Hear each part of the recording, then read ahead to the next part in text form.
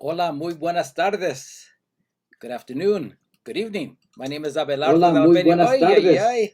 I always Good forget something. afternoon. Anyway, I'm here and you're there. Thank you very much for joining us on En Casa con la Plaza tonight. This is Wednesday, June 8th. Kind of a warm day. That's why I'm on my t-shirt today. I hope you're all keeping cool out there. En Casa con la Plaza, of course, is La Plaza's virtual programming since April of 2020. Excuse me, we're now in 2022. More than 280 sessions. Oh my God, they've gone so fast, but we've been having a great time. Let's see. Thanks to our sponsors, Union Pacific Foundation and the Institute of Museum and Library Services for sponsoring En Casa con la Plaza. Just a little bit of an update what's going on at La Plaza. La Plaza Cocina, our museum and teaching kitchen, and our gift stores, La Tienda at La Plaza and La Tiendita at La Plaza Cocina are open Wednesday through Sundays, noon to 5. At La Plaza de Cultura y Artes, our museum on Main Street at 501 Main Street. These are the last 2 weeks of patriotism and conflict. Actually, one weekend, then Wednesday through Friday, we're open, and then next weekend as well, we will be showcasing, of course, our exhibition, Patriotism and Conflict, Fighting for Country y Comunidad.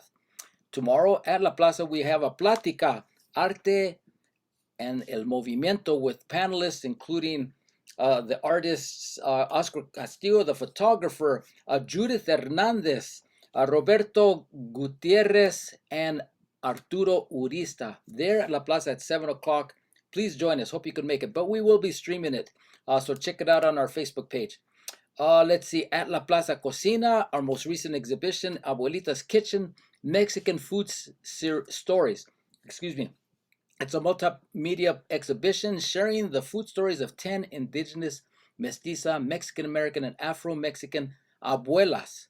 It's photography, text, a documentary film, kitchen artifacts, family recipes, y mucho, mucho más, including audio stories.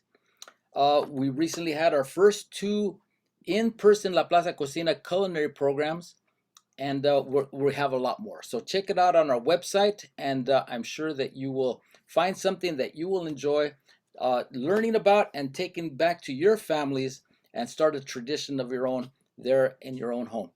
And now to, first of all, thank a couple people here who've joined us on Facebook. Holly Lynn Purser saying happy Wednesday to you and to everyone. Monica Mendoza, hello to everyone and hello to you. And if you'd like, use the chat feature to ask questions, make comments. If you're on our Zoom, all 17 of you that have joined us on Zoom, use the chat feature. Like right now, Joy, she is saying hello. Thank you so much for hosting. Well, it's our pleasure bringing this to you. And Michelle Antoinette Mejia on Facebook saying hi, and hi back to you. So let me get started with the person that's here, who's going to be, okay, also on Facebook, on Zoom, Miriam Aguilar Escobar. Hello, this is Miriam Aguilar Escobar. Well, thank you for joining us. All right. So Gloria Arjona, PhD. She's an artist. I mean, she's a musician, an educator, and mucho, mucho más. And also, she's been with us on En Casa con la Plaza several times. Talking about Selena, Posadas Literary Calaveras, Soldaderas, and one of the most popular Zooms in casas that we have on Loteria. So check them all out on our YouTube page. Enough from me. Gloria, how are you? Fine, thank you. Muchas gracias, Abelardo, and thanks to all the people that are joining us. I'm sure that today you are going to learn many different views towards La Malinche. I mean, we have heard so many things about her, so we're going to learn. Don't disappear, Abelardo. Okay, so now I'm in charge. Okay, bye. Yeah. It's all you now. And okay. Talk about La Malinche, and tell us all about it, please. Yes. Okay. Thank you. Thank you. And I will start by sharing my PowerPoint to all of you. Let me make sure that I have the sound. I have a couple of songs. So let me, okay. So thanks again, everybody, for being this afternoon tonight. or this afternoon or tonight with me and with us. There's so much to talk about La Malinche. And I have a lot of things to say about her because in the year 2002, I finished my dissertation on La Malinche. As a graduate student, I wanted to write everything. I made a mistake that all graduate students do, to write everything related to La Malinche. And then, of course, it's a lot. And it continues arising interest and writings, this indigenous woman that we can proudly call one of our pillars, one of our mothers. Yes, please, at the end, you may have questions. It's difficult in the middle because I am paying attention to many things, but at the end, I will gladly answer, or we can go further into any point that you want. Okay, first of all, many things that I will be saying tonight will create controversy. Okay, it's a controversial character, as the conquest is, the Mexican conquest. And the first thing that many of you won't like is that related to her name. There are many theories about her name, that she was born in the day of Malinali. She's associated with that sign. It's a beautiful theory, but let's go to the facts. The fact is that we don't know anything about La Malinche before her contact with the Spanish conquistadors. We don't know. I would like to know that she was baptized Malinali by her parents, in her indigenous culture, but we don't have any proof of that. It doesn't mean that's not the case, because there is a theory that says that she was originally, her indigenous name was Malinali. Some even say that Malinali Tenepal, and then that the Spaniards baptized her as Marina because there was certain resemblance with her name. They didn't care about keeping any resemblance of her indigenous name. For them, this is the sad thing. For them, for the Spaniards, she was an object, as she was for the indigenous, among the indigenous populations too. And she didn't exist before. They didn't care. So they baptized, when Hernán Cortés received this group of 20 Indians, young Indians.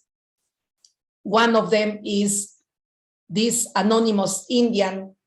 He baptized her as Marina. Since in the indigenous language, like in many other languages, the ere sound does not exist, the Indian people will call her Malina instead of Marina. And then, since as I'm going to explain later, the Indian people saw her as the most important person, even most important than Cortés. Why? Because she was the one that owned the voice. She was a Tlatoani. Tlatoani means the one with the voice. And actually, Cortés could not communicate with the Indians. It was Marina. So they added the reverential, and I put right here, the reverential sin. It's something similar like Doña Marina, this suffix, okay? So it was Malintzin. And then, since in the Spanish language, this sin sound does not exist, and the Spaniards had oídos de arrieros, they eventually, instead of Malintzin, called her Malinche. In fact, there are some cronistas, some writers of the chronicles that say that Malinche was the name that they used for Cortés. Why? Because he was always with Malinche. So for some Indians, again, she was so important that they saw Cortés as an extension of her persona. So this is, again, it doesn't mean that, of course, she had a name, but we don't know the name. So this is the most accepted theory among historians, that we don't know her Indian name. She was baptized Marina. The Indians will call her Malina, and then they added the Malintzin, and then it became Malinche. Now, unfortunately, in the 20th century, Malinche gave origin to the pejorative term Malinchismo, and we'll talk about that later. But Malinchismo, as we understand, and this is a Mexicanismo, is mainly in Mexico, although I have heard also in some places in Central America.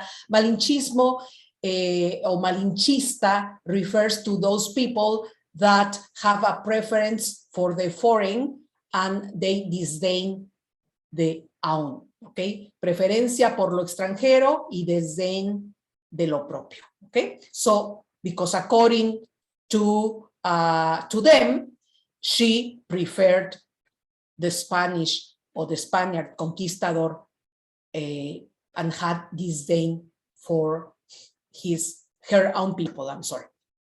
Okay, but we will see that that's a myth, as many other myths exist around the conquest. For those of you who are not familiar with La Malinche or Malintzin, she is in a way the equivalent to Pocahontas.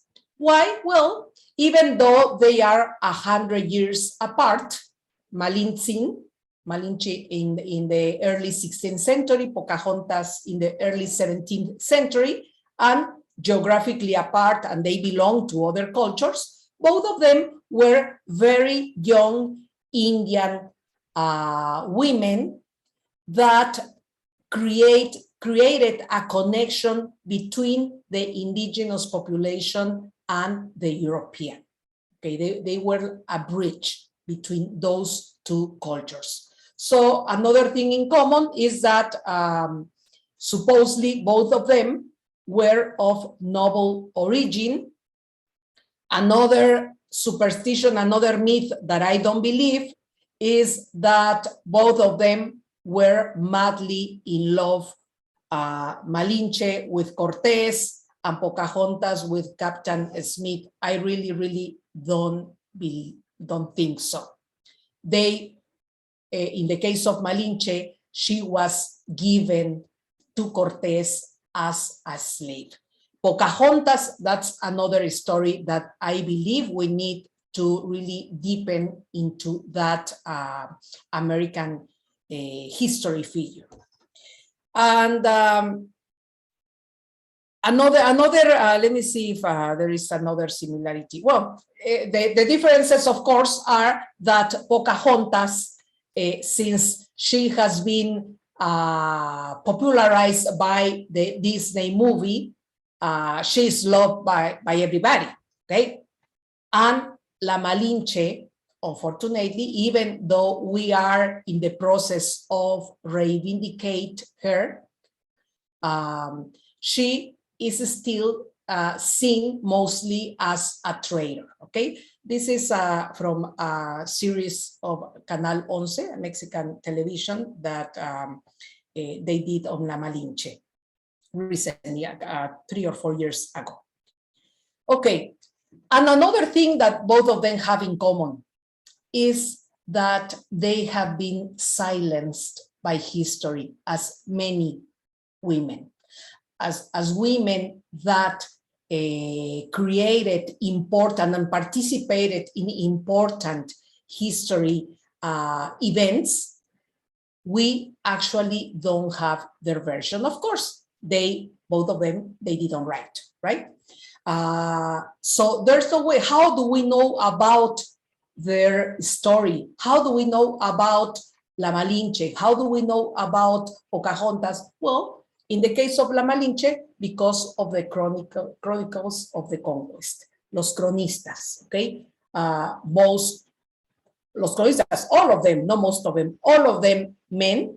I mean, there were conquistador women, a few of them, but the writers, the ones who wrote the chronicles of the conquest were men, and they were European men, okay? So the very first one to write about La Malinche is the very same Hernán Cortés. Contrary to what you would expect, because La Malinche became not only his most important interpreter, su lengua, but his mistress, in this case, not the most important probably, because he had several concubines, okay? Two of them, two daughters of Moctezuma and La Malinche, and then another Indian woman in Cuba, and then he had a wife, Catalina de Suarez, that was killed mysteriously. Some people think that Cortés killed her, and then he married again. So yes, he was a womanizer, okay? And he is the first one, the very first one to write about La Malinche, and that's in his cartas de relación, letters of relation. We call them cartas de relación, that he writes between 1519 and 1526. In the second letter, he writes to the king of Spain, to the king Charles I of Spain, or as we see him as an emperor, Charles V. He writes about everything that he is doing in Mexico. Why? Because I don't want to talk too much about Cortés, okay? Because we have talked too much about him, but we have to, okay? When he came to Mexico, he disobeyed the governor of Cuba, Diego Velázquez, okay? He was sent by Diego Velázquez to Yucatan for some things, to make some contacts, and then he decided that he would be the captain, and he took the power por sus pistolas, como decimos, okay? So he took control of everything. He was a renegade, okay? And his position was very, very delicate, because if he rebelled against Diego Velázquez, that was the governor of Cuba, that was the authority, the representative of the king of Spain in Cuba, he was in problems with the very same king. Okay. So why I'm insisting in this? Because in all his letters, he is trying to gain the sympathy, to gain recognition of the king. And he is trying to portray himself as a very Christian caballero. And of course, he was very far to be, okay, that kind of man, okay? He mentions La Malinche. I insist in that because that's very, very important. When is La Malinche inserted into history? In the second letter of La Carta de Relación, the letter that Cortés wrote, that he had to address an event that was very, very criticized and is being known in history as the Cholula massacre, la massacre de Cholula. It was a very cruel, well, I suppose that all of the massacres were cruel, okay? But this one in particular was very criticized for the very same Spaniards. Why? Because it was unnecessary. Because the people of Cholula was a reverential site and commercial. They didn't have any business. Cortés was on his way to Mexico, Tenochtitlan, From those of you who are not familiar, he first arrived to Yucatan, and we will see now the place where they were given these women, among them La Malinche. And then he didn't find everything that he was looking for in Yucatan, and he heard that in the interior there was a very powerful city that was Mexico Tenochtitlan. So he heard about that, and then he directed towards Mexico Tenochtitlan. So he actually didn't have any problem with the people of Cholula, or we would say the people of Cholula didn't have any problem with him. It was his problem with Moctezuma. The people of Cholula, they were not, they were friends with the Aztecs, what we call the Aztecs, but they didn't have any business in this, okay? It was not necessary for them to risk anything, okay? But what happens in Cholula? In Cholula, as you can see here, this is a part where he mentions La Malinche for the first time. Let me take out my face here. I cannot read. Okay, it says, during the 3 days which I remained there, that's another thing that he writes in I, as if he did everything by himself. I was ill-provided. So he's saying, he's explaining to the king, the Cholultecas didn't provide me well with food and with all the needs for my soldiers and for myself. And every day was worse. And the lords and chiefs of the city came rarely to see and speak to me, okay? Because the first thing he would do is to summon the most important people, okay? I was somewhat perplexed about this, but, and here is when he mentions La Malinche, but the interpreter, whom I have, an Indian woman of this country, whom I obtained in Putunchan, the great river I have already mentioned in the first letter to your majesty, was told by another woman native of this city that many of Montezuma's people had gathered close by, and that those of the city had sent away their wives and children and all the goods, and they were intending to fall upon us, okay? So according to Cortés, what he is explaining to the king is that he was forced to act with violence because La Malinche, he did not even mention by her name, but just the Indian woman of this region. She told her that another woman, a local, told her that their people were planning an attack on the Spaniards. So, as one historian that I like a lot, but she's not very mainstream, she's Eulalia Guzman. She, in the early 20th century, she sees a lot of inconsistencies in this narration. First of all, she insists that Cortés didn't have to go through Cholula. There were better routes to go to Teotihuacan, okay? Secondly, why would a woman, a Cholulteca, would tell La Malinche, whom she didn't know, that their people were planning an attack? Why? What was the purpose? Just because she liked La Malinche? Le cayó bien? So, unfortunately, nobody, really, nobody, none of the historians, at least of the earlier centuries, they have never questioned this version of Cortés. But actually, what we think and what I think is that he is using La Malinche as a chivo expiatorio, as an scapegoat, okay, to transfer his responsibility in this massacre. Okay.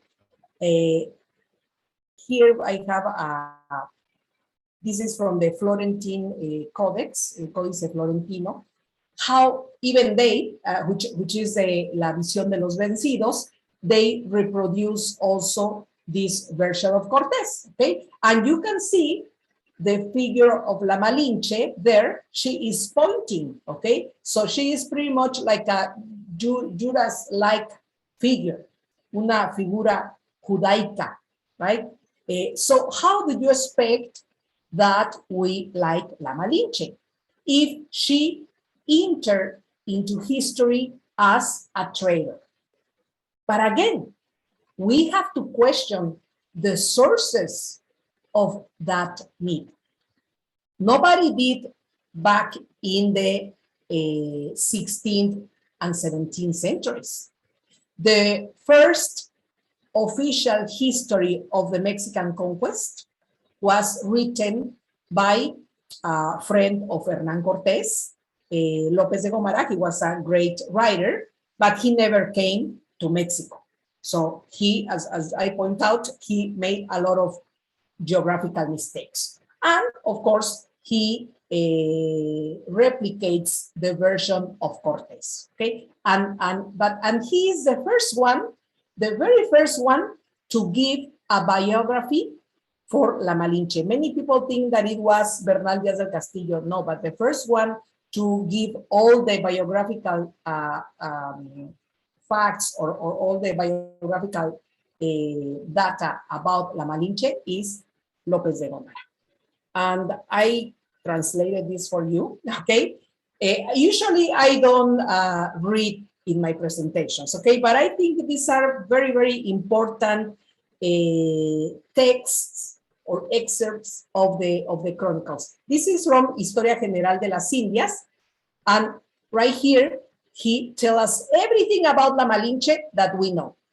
Some of the, again, with geographical mistakes. One of those 20 women they gave him in Potonchan spoke with those under that governor and understood them very well. Okay, what is going on here is that, and let me again move my face here. Okay, is that right here in Tabasco, the border between Tabasco and Campeche, is Potonchan, okay? And that's where La Malinche was given. La Malinche, along with 19 more women, okay, were given to the Spaniards. Not only to Cortés, but, well, Cortés was the best, okay? And then she was actually from Veracruz, what today is near Coatzacoalcos. But López de Gómara says that she was from Jalisco. So that's the first big mistake, okay? And besides the fact, again, that he is replicating the version of Cortés. Now, what happened here is that here, when Cortés arrived to Yucatan, to the Yucatan Peninsula, there he found two Spaniards that had been living among the Mayan people for almost 10 years, I'm sorry. So it was Jerónimo de Aguilar and Gonzalo Guerrero, náufragos. Okay, they had a shipwreck 10 years before. So that's another very interesting story because Gonzalo Guerrero, he adapted, he would be like the opposite of La Malinche, what we consider La Malinche, because he married a Mayan woman and he converted to a Mayan person, and later on he will fight against the Spaniards. Okay, so he was completely, when they were given the option to go with Cortés because they heard that there were Spaniards in Yucatan, Gonzalo Guerrero said, I am happy here, I have my family, I have my children, you may go. The other guy was Jerónimo de Aguilar. He never adapted to the Mayan customs. He was kind of a slave, but he learned the language, the Maya Peninsular. That's because that's another whole story about the linguistic, how would they communicate, okay? But anyway, we won't deepen into that. But so Jerónimo de Aguilar spoke Mayan and of course Castilian, Spanish, okay? So he served Cortés very well. He was so happy. And when they arrived to Veracruz, that's what Gómara is referring. When they arrived to Veracruz, people from Moctezuma came to see Cortés. And when Jerónimo de Aguilar, I'm sorry, was going to translate, he realized that he would not understand any single thing about those ambassadors of Moctezuma. Why? Because they spoke Nahuatl. And Jerónimo de Aguilar didn't have any clue on Nahuatl.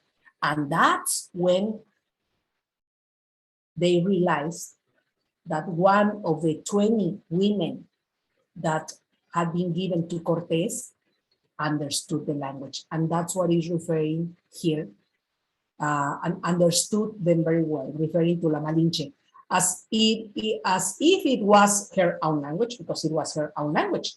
Marina, La Malinche, let's call her Marina.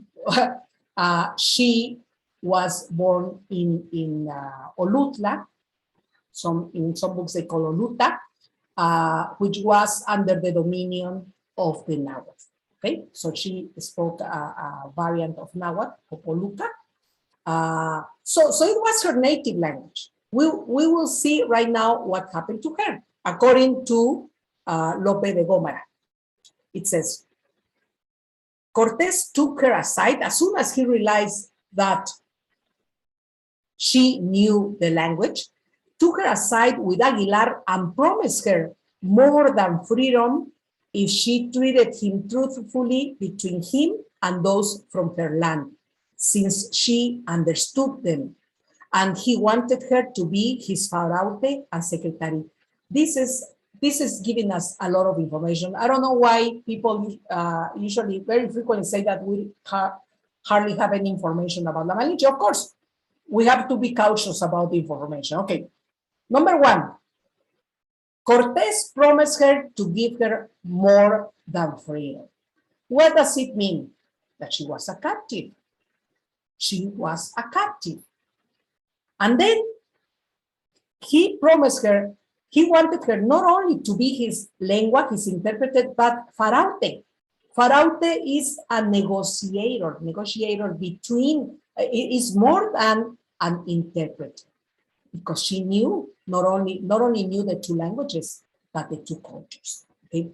And beyond this, he asked her who she was. Marina, who was named after Christianized, said that she was from Jalisco. Okay, that's where her López de Gómara missed up. Okay, but again, he never came to Mexico. From a place called Viluta, daughter of rich parents and relatives of the lord of that land, and that as a girl, she had been stolen by certain merchants in times of war. So according to this biography, she was stolen, and it says that it was sold at the fair of Xicalango. Okay, Xicalango was in Campeche. So she was taken, but now we know that she was taken by some Posteque. Posteque is the plural of Posteca, some merchants that were heading towards the peninsula, the Mayan region. Okay, so over there, she was sold, probably sold to the people, first to the people of Xicalango, and then the people from Xicalango sold, or we don't know, but she ended up being with the people of Tabasco, because it was in Tabasco, she was in Potonchan when Cortés arrived.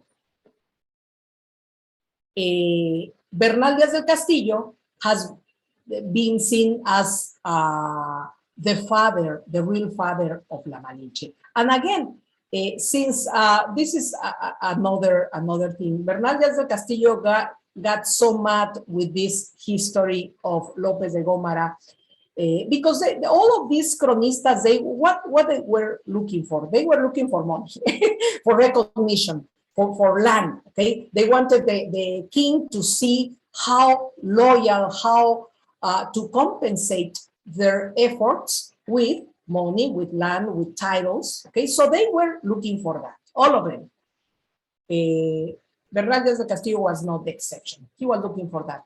Okay, But he really knew La Malinche. He was very, very upset with the history of Lopez de Gomara, first of all, because he said as if Cortés, he used the singular, él fue, él hizo, he did this, he did that, just as Cortés following Cortés, because Cortés says, I went to this, I went, and the first complaint of Bernal Díaz del Castillo is, we were there, we were the soldiers, we were the ones who fought over there.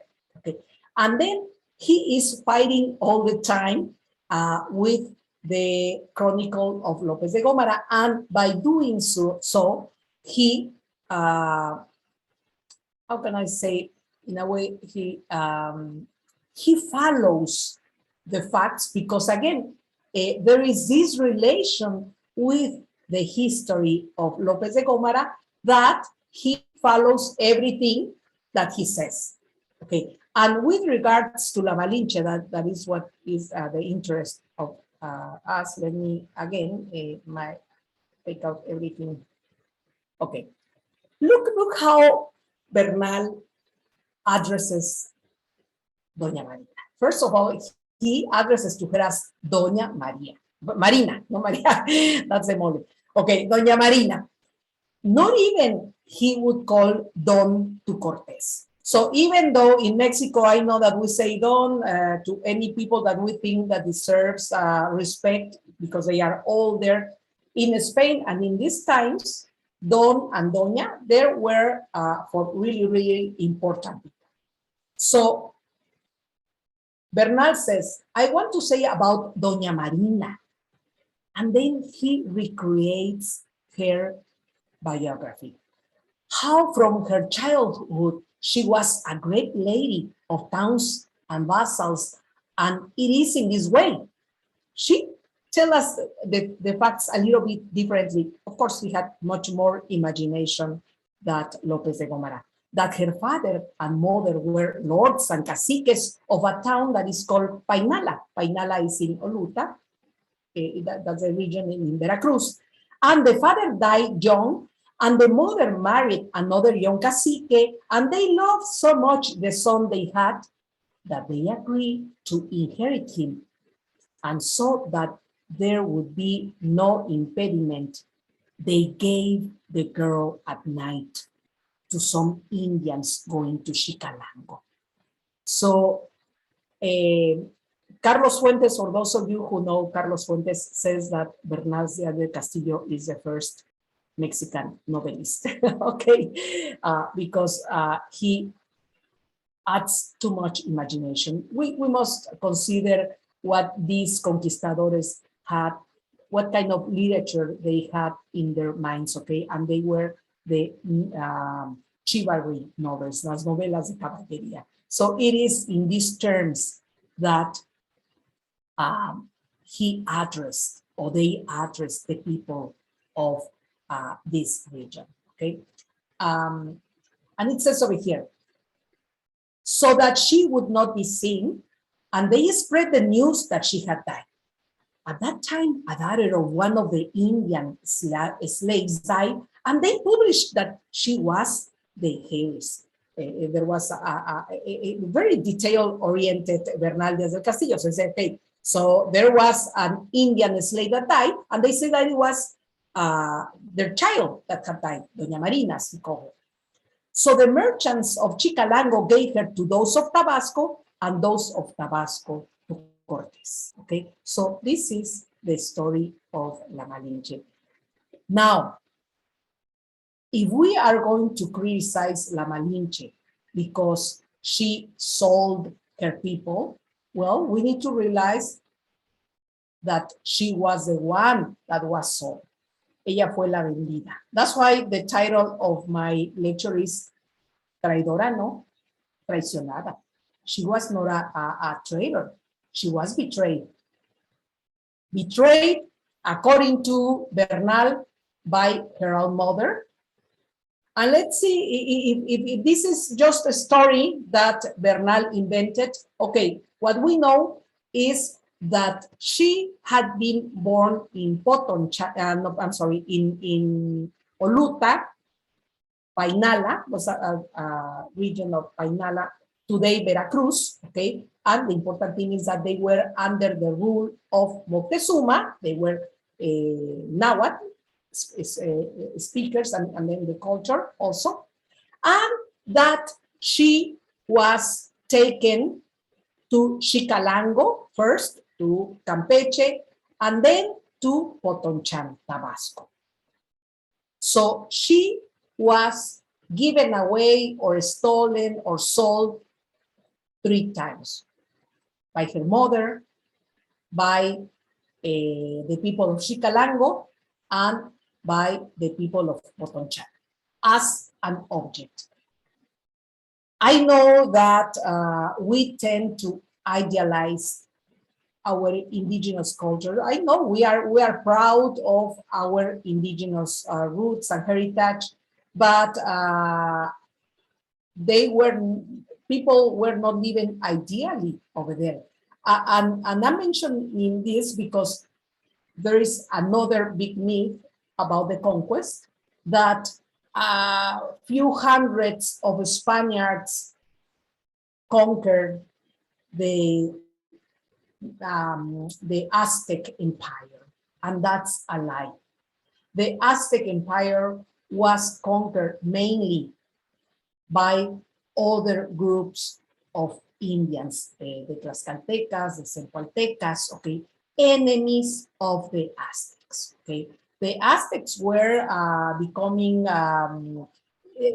demanding a lot of tributes to the people, okay, to the people around them. So it was really a situation that many, in particular the Tlaxcaltecas and the Cepaltecas, they could not, they saw an opportunity when they had the chance to finish with them. They created alliance with the Españoles. But we need to keep in mind that the Aztec Empire was defeated by other Indian groups, allied with the Spaniards. Okay, so this is the fact really of La Malinche. Okay, what we have. Who was La Malinche? Okay, we know that she was born in a region, Olmeca region, once Olmeca region, and in what today is Veracruz, Coatzacoalcos specifically, and that for any reason, she, this could be, these are the dates, approximate dates between 1501 and 1504, okay? And that she was taken when she was a teenager. She could have been like around 10, 11 years old when she was stolen or given away, and she was taken to Tierras Mayas, okay? So she was in Xicalango. She learned the Mayan language over there. And I won't get into the problems of the Mayans because the Mayan language of the peninsula was very different from the Mayan language of Tabasco, okay? But that's another that's another thing, okay? But anyway, maybe she spoke, and those Mayans were very, very different, okay? It was not like variants. They were different languages, okay? So was she the only one? I don't think so. Maybe many people, women, we have always been vulnerable in many cultures and in history, and mostly we don't even know. I'm not sure. We are not sure if she was a noble, because it's difficult to believe that she was a noble. Okay, but might be possible. But there was always a difference between those that belong to nobility and la gente del pueblo, okay, and the Indians. Those were the ones that were more vulnerable and sold as slaves, okay. Anyway, this is my point. How did they find that La Malinche spoke Nahuatl and Mayan? And later on, we don't see Aguilar. He disappears from history, so we see that she was translating, because at the beginning there was a triangular translation. Marina would translate from Nahuatl to Mayan to Aguilar, and then Aguilar from Mayan to Castilian or Spanish, okay? And go back and forth that way. But later on, we don't see Jerónimo de Aguilar, so we assume that La Malinche learned Spanish very quickly. Okay? She was talented for that, probably. And this is what I want to point out. They noticed her because she spoke. Bernal Díaz del Castillo describes her as entremetida y desenvuelta. So she was a girl, a person, a young woman with a lot of character. Unfortunately, she has been, her voice, again, as I said before, has disappeared. And she has been subject of masculine gaze, okay? But she must have a lot of personality. That's the way Bernal Díaz del Castillo describes her. And even if he would not describe her, again, how was she? She was herself. She spoke. She made herself notorious. Okay, she saw an opportunity to change her fate. She had been sold and given away as a product, as an object. So she managed to change that destiny. And because of that, she deserves our admiration. In the pictografías indígenas, and let me see the time because I get so excited about this. In the pictografías, the books written by the in the indigenous populations, it was after the conquest, around in the middle of the 16th century. She is always represented as a very important person. Again, they saw her. These images belong to the Lienzo de Tlaxcala. Is the most complete book we have written by the Tlaxcaltecas. And Marina, or Marinali, she is the only person that appears more times in this lienzo. And sometimes she is represented in many instances as bigger than Cortés. It doesn't mean that she was big or, no, it's like they are trying to represent her as a very important person. Because again, for them, she was the one they were communicating. She was the one that was important. She was the Tlatoani. In the 19th century, when Mexico gained its independence from Spain in 1810, the Wars of Independence started, everything that had to do with Spain became evil. Even Cortés, all the statues and images of Cortés were taken away, okay? There was this feeling to vindicate the indigenous population. So it was in this period mainly that she was articulated as the Mexican Eve and the traitor of the nation. And right here you can see Ignacio Manuel Altamirano, who was a man of letters and also a politician, and he called La Malinche several times our Mexican Eve. I could not find the quote, but I know it by heart. In Spanish it says, es el destino de la fatalidad que todas las naciones, all the nations, owe to one woman their fall, and to another woman their let's say, he is comparing like the evil woman and the saint. And he compares La Malinche. I told you that I knew by heart, but now I realize that I don't remember. But he compares La Malinche with Doña Josefa Ortiz de Domínguez. Okay, of course, Doña Josefa Ortiz de Domínguez, the independentist woman, she is like the Virgin of Guadalupe, okay, in those terms. And La Malinche, she is our Mexican Eve, the traitor to the Indian race and traitor to women, because she was la barragana. That's in those terms, she was the lover of Cortés, as if she had she had been willing to be with Cortés. Again, I believe that she was not. He was a much older man, and she was very, very young. And if they did their alliances, she ended up marrying Spanish soldier, and it was because they were negotiations. Okay, so there was not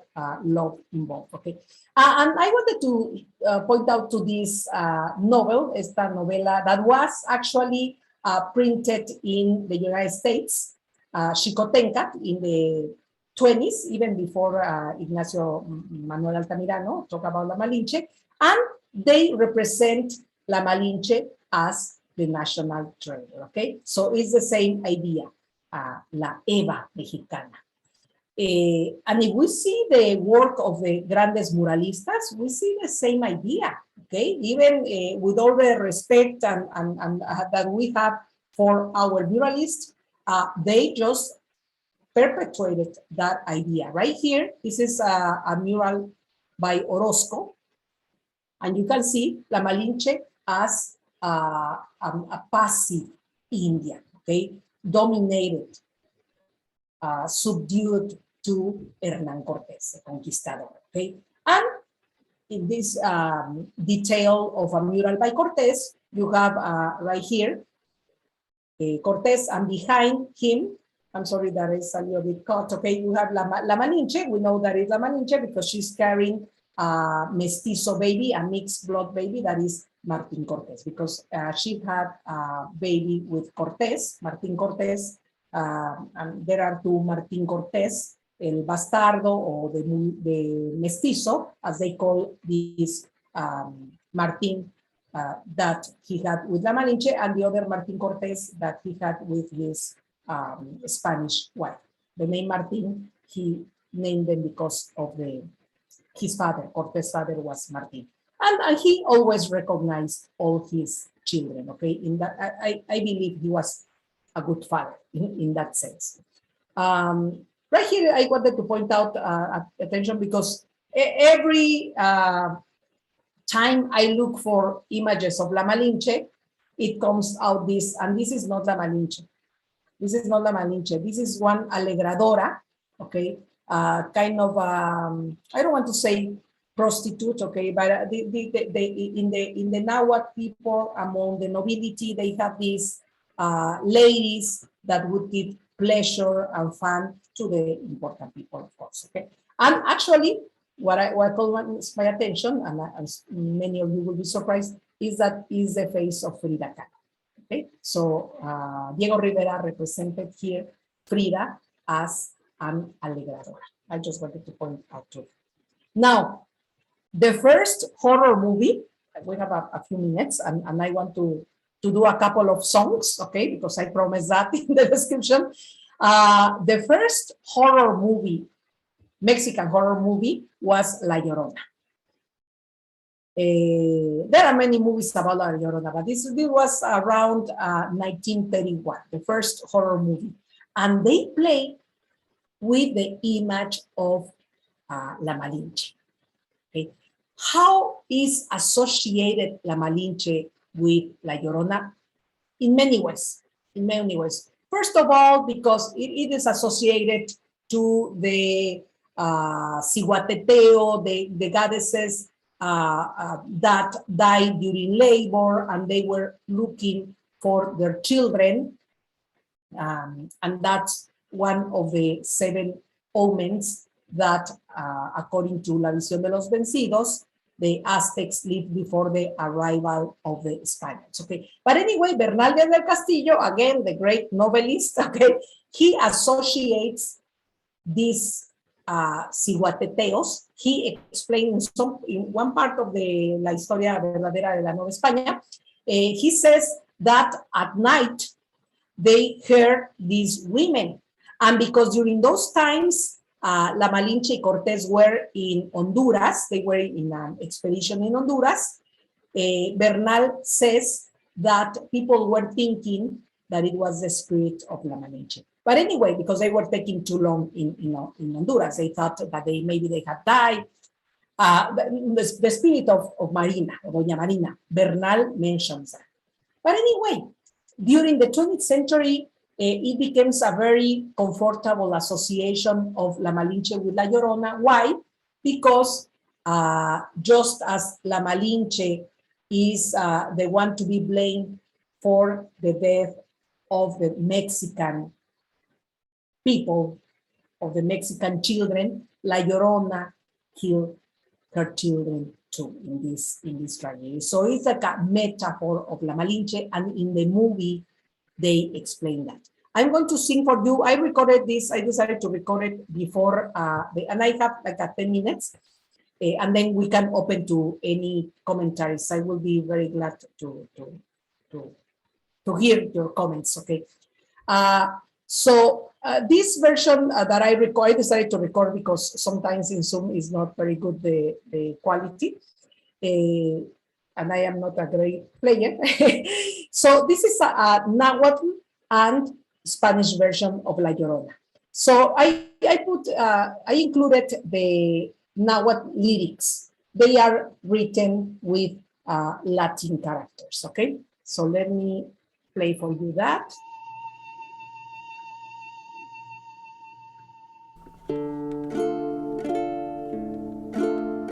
Kisaya teokalito na syokali ikwakpano nikita. Kisaya teokalito na syokali ikwakpano nikita. Shiklapacho motil mantri syokani bambani mikit sinsewa. Shitlapacho motil mantli shokani babani mikit sinsewa. Iyo no shokani shokani shokani tlapali wika. Iyo no shokani shokani shokani tlapali wika. Shitlapacho motil mantli shokani bambani mikit sinsewa. Shitlapacho motil mantli shokani bambani mikit sinsewa.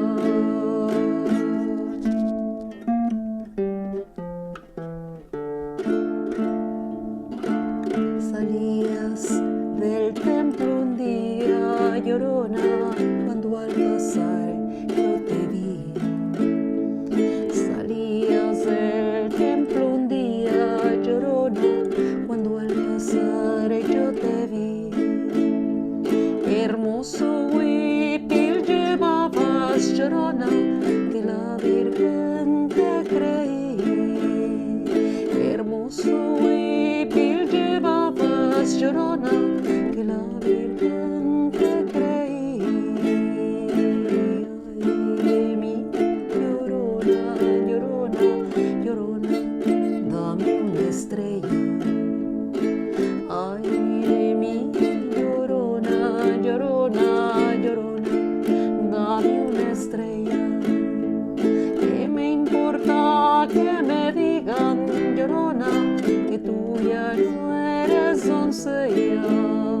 ¿Qué me importa que me digan, Llorona, que tú ya no eres doncella?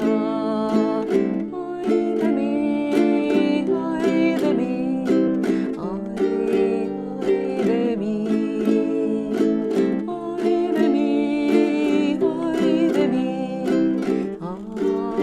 ay de mí.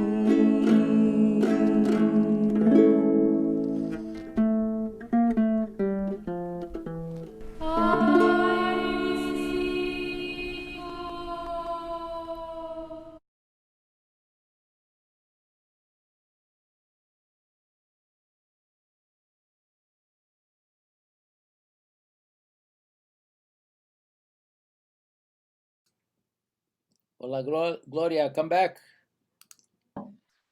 Gloria, Okay. start video, please. Yeah, I'm sorry.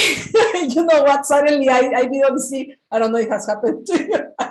Okay. Por andar poniendo el gritito de la Llorona. Okay. Well, anyway, I see some very interesting questions. I had another song I wanted to share, but I don't know about the time. Okay. It's a small song I composed and I asked him permission to Abelardo. Very small. You have Okay. you have my permission. Okay, thank you, thank you. I just want to very quickly mention that Octavio Paz also put su granito de arena in the negative image of La Malinche. The term Malinchismo actually starts with Samuel Ramos and other scholars back in the first, mostly in the second half of the 20th century, and then in the second half of the 20th century, we have the seminal Laberinto de la Soledad. And look what Octavio Paz says about La Malinche, okay? He again, reproduces the same ideas, even with his brilliant ideas, continues being a very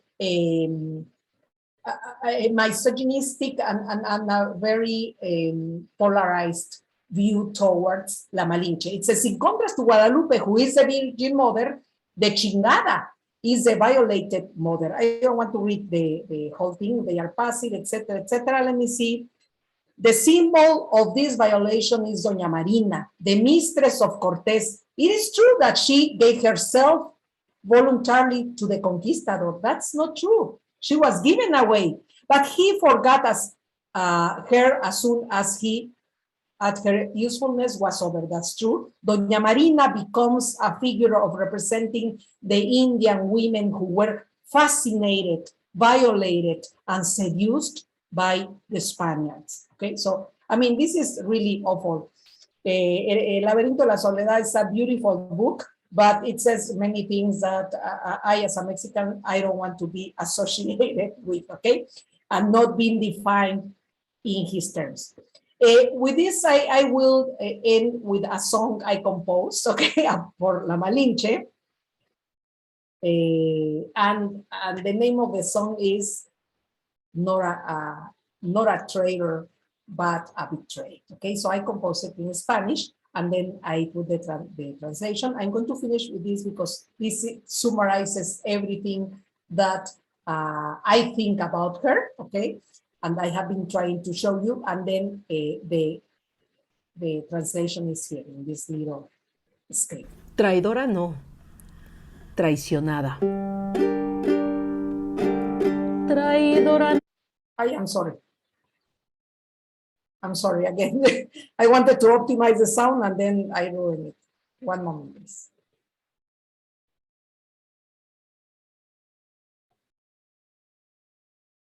These things happen with. Okay. So let me play. Too many little windows I have. Okay, play for current. Okay. Back. Traidora no, traicionada. Traidora no, traicionada. La historia te castigó. Traidora no, traicionada. La historia te castigó. Quitándote la palabra, tú, la de la voz, y te quitó la palabra, Malinche, la de la voz. Vendida por tu madre a unos mercaderes que se dirigían a tierras mayas, donde te dan al conquistador, quien te usa como su concubina, intérprete y madre de su hijo Martín el bastardo, a quien te quita. Te casa con un soldado al que no amas, y tú rehaces tu vida. De amo en amo pasaste, azteca, maya, español. De amo en amo pasaste, azteca, maya, español. Pero muy pronto aprendiste la maña del invasor. Ay, que pronto supiste la trampa del usurpador. Y hoy la historia blanca y masculina te juzga traidora. Malinche, fuiste tú la traicionada. Mujer morena que encarnas a muchas. Marina, Malinche, Malinche, te canto.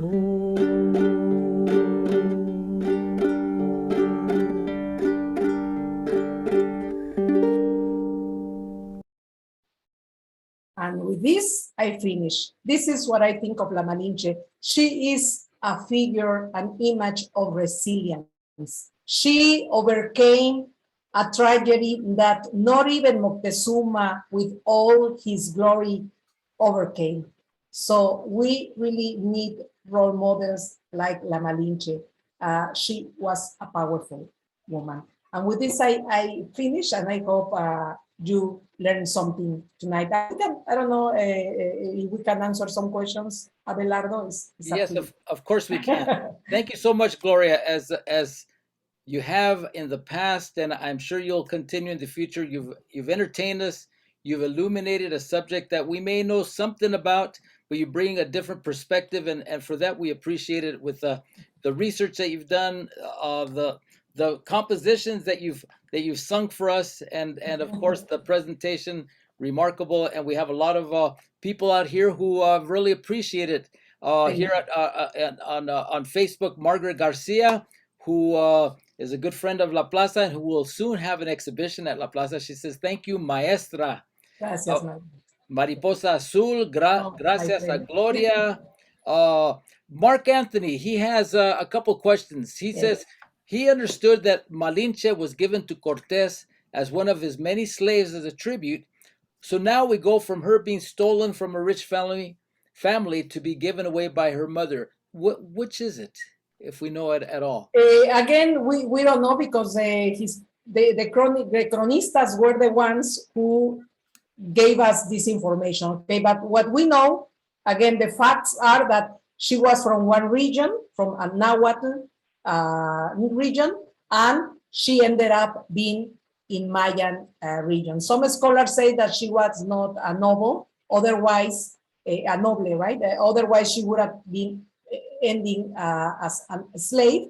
But between the wars, when they had wars, it could have been also possible. I don't know. I really need. I think we need to build her story, because after all, what we know as history is actually creation of history, and we need to create a good history with what we have of La Malinche. Okay.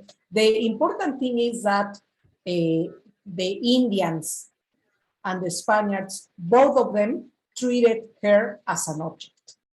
Okay, so we cannot say that it was only the Spaniards.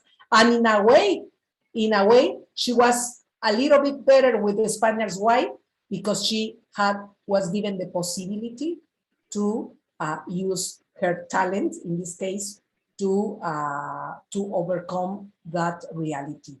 I was reading the Indian population that died during the conquest, not only because of the powder and cañones, but because of the diseases, okay, the chicken pox and all the diseases that they brought. So it was really, really incredible. The few survivors, I mean, they are that survivors. Okay, so that's what we need. And let me tell you a little anecdote. when I came to the United States many, many years ago, okay, it was because of the art and the writing of Las Chicanas that I opened myself to see La Malinche from another perspective. Because in Mexico, at least that's in the 80s, okay, I knew Malinche because of Malinchismo. And nobody wants to be like La Malinche. But when I saw the work of Carmen Tafoya, and later on of the great Gloria Arjona, for them, La Malinche was a figure of resistance, an icon of resistance, and that's the path, and that's what I believe. I really believe in them. Oh, thank you.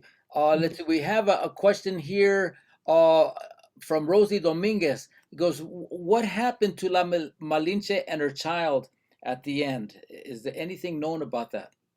The child, Cortés took, Martin Cortés, he took the child from La Malinche and he sent him when he was 5 or 6 years old to Spain, because of course he wanted him to have what he didn't have, okay, so the opportunities and everything. But just imagine a mother that whose child is taken away, and later on he married her. Many believe that it was a convenient marriage for her, with a soldier, Jerónimo, no se llama, Juan Jaramillo.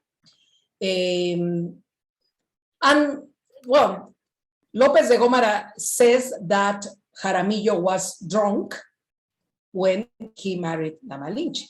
Okay, so I imagine just those things. Imagine how women were used, what was going on this side of the world, okay? With all these soldiers. I'm not saying that all of them were doing, but there was a lot of freedom that they didn't know before, okay? And so she had another girl, she had a Maria Jaramillo, and we know that Maria Jaramillo, the daughter of La Malinche with this husband, with Juan Jaramillo, she had a lot of problems about her inheritance, because we know about her because of the documents that she is fighting to try, her possessions were taken away by the madrastra, okay, the new wife of Jaramillo. Now, the end of La Malinche, we don't know. That's very, very suspicious. Eulalia Guzman, the historian I mentioned before, thinks that Cortés killed her. I mean, and it's not impossible. She disappears from history around the year 1526. There were going to be some audiencias to Cortés, because Cortés had many enemies, okay? So according to those who think that Cortés killed her, think that he killed her because she knew too much. She was always with Cortés, okay? That's one possibility. Another theory says that she died of the many diseases that people died during those times. So those are the two main theories, but we don't know about her because they stopped writing about La Malinche once the conquest was over. Okay. Well, Ed Teles is asking, so there may be descendants in Spain and Mexico of La Malinche? Yes, yeah, because Martin Cortés, I have not followed. I know there is a scholar from Spain that she has devoted to all, not only of La Malinche. What we know is that descendants of Moctezuma, they went to live to Spain. Okay, so right here we have the tendency to talk about the Indians as a general group, but as it happens in all cultures, there was a nobility, and they were given a differential. They were addressed in a very different way than the populace. Okay, so yes.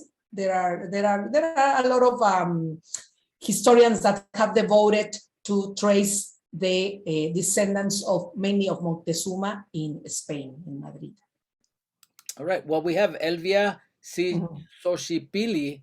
She's saying that she just finished Laura Esquivel's La Malinche, in which she's characterized as the victim in a very romanticized version of who she was.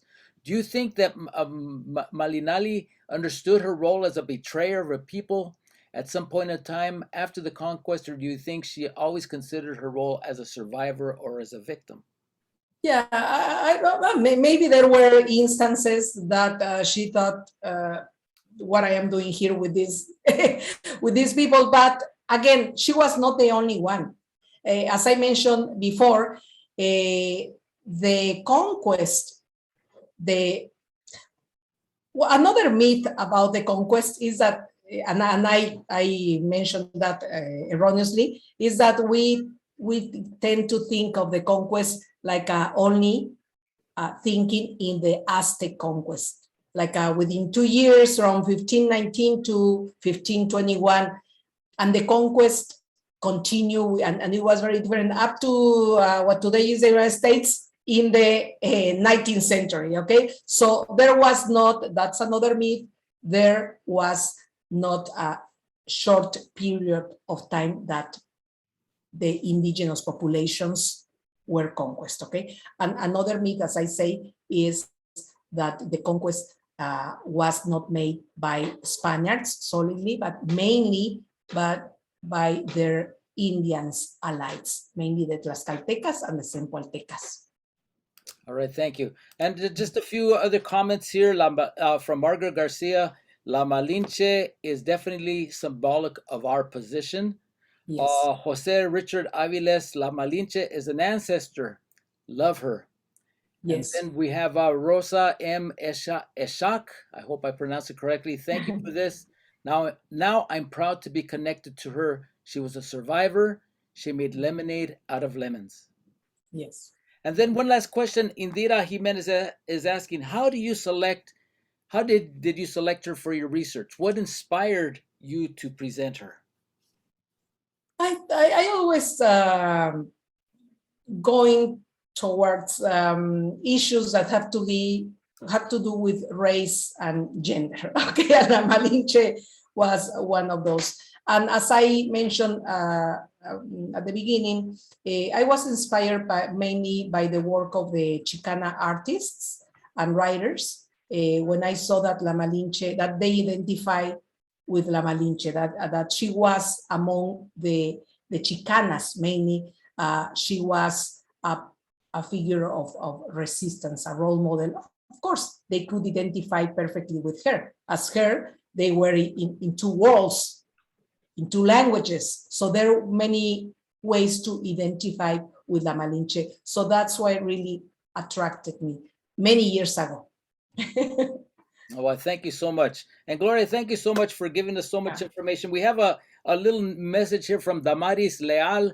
She just wanted to mention that the exhibit, Traitor Survivor Icon, The Legacy of Malinche, is at the Museum of the Natural Hispanic Cultural Museum in Albuquerque. It originated at the Denver Art Museum, co-curated by Victoria I. Leal and independent curator Teresita Romo and Matthew H. Robb of UCLA's Fowler Museum. It's a groundbreaking show giving a thorough reconsideration to a figure who played a critical political role as interpreter, but who left no direct record of her words and as her person.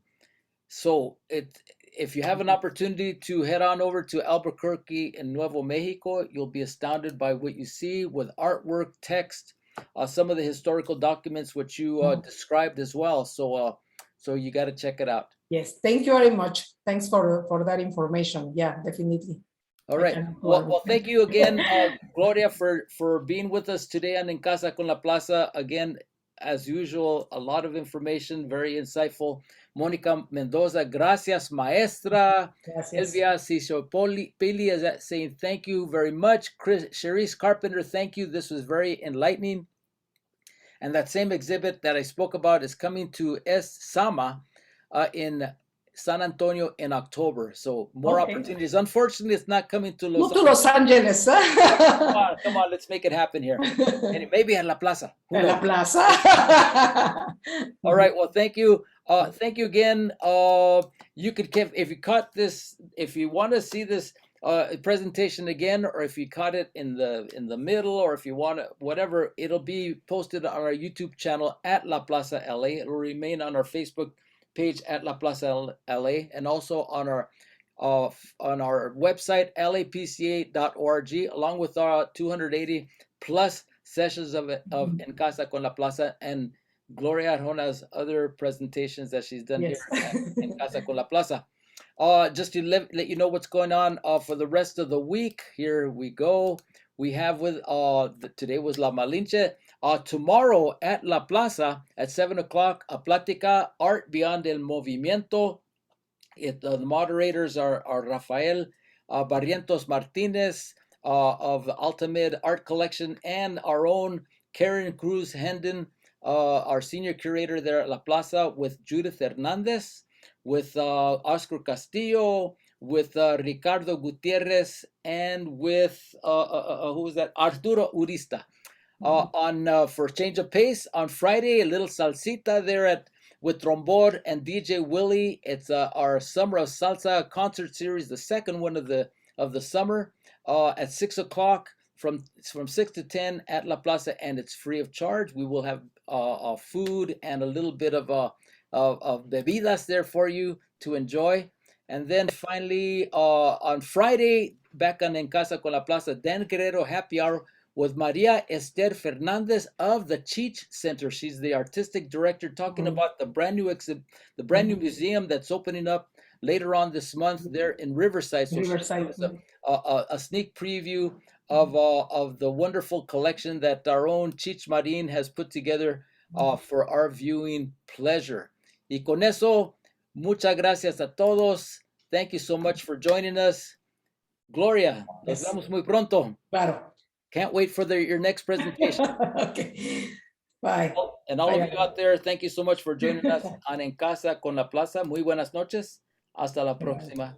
Bye-bye. Bye.